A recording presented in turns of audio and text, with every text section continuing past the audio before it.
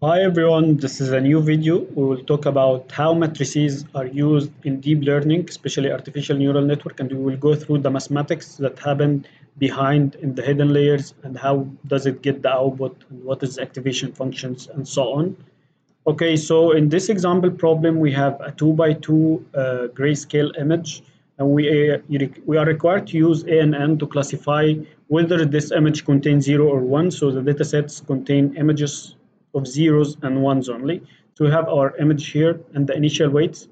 So the initial weights, it can be initialized based on the classifications. So we have two classifications, two classes, or based on the features using some algorithms. We will talk about them later. And what does this mean? So in artificial neural networks, we have also bias. What does this bias mean? Bias is just for generalizing the model output and putting room for change or room for different values, because we do not want it to overfit on our data and be very linear, because there will always be some bias or some change to this data when it comes to real life scenarios. So what does the weights do, or what does it mean, and why do we multiply the matrix by weights? It's like giving importance to specific values in the pixels. So for example, if we have a zero, so these pixels are more important than the zero inside. So the model learns through these weights, through the back propagation. So it uses this initial weights and try to know and compare the label it has. So if it gets it right, so the weights are more likely to be good, and in the back propagation, it continues to learn more and know that these pixel values are more important and give it higher weights to shape the zero, for example. So with enough talking, we can go through our problem. So now we have our 2D matrix, or 2D array, which is a matrix. We need to transform it. Why do we need to transform it? Because we are working with normal neural networks or artificial neural networks. So we need to do some process called flatten for this 2D matrix. With flatten here, I mean converting it to a vector, to 1D array or 1D tensor, all have the same meaning.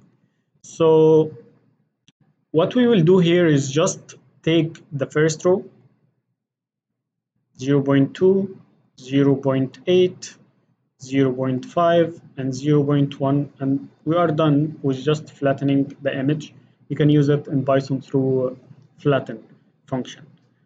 Okay, and we need to do the following: z equal w, which is the weights, times x. This is the matrix multiplication plus our bias. So after this, we need to add our bias. So we will do the multiplication here. Simply take the first row, multiply it by the column, and do the same for the following row. We will get the values, which is z. We will get two values because we have two classes, which are 0.22 and negative 0.12. But we do not understand these values very well. So how can we represent it to classify in terms of probability, for example? We can use softmax function. Softmax function. Someone will tell me, why not just normalize it to get the probability? I'll tell you that there are negative values. You might say that just use absolute value.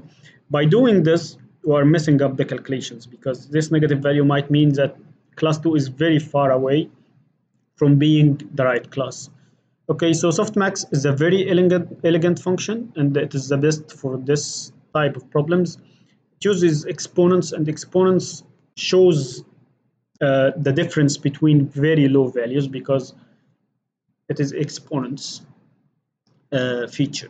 Okay, so it's e bar z I divided the summation from j equal 1 to n to e bar zg. It's very simple function.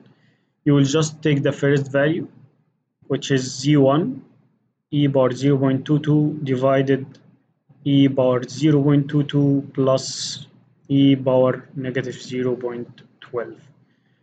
And upon doing this, we will get our value, which is around 0.58. This represents probability, which is around 58% or 0.58. So we can know the other classes around 0.42 is just doing 1 minus 0.58. Or we can do the same calculation here by doing e power negative 0.12 divided e power 0.22 plus e power negative 0.12. So now we converted that to probability.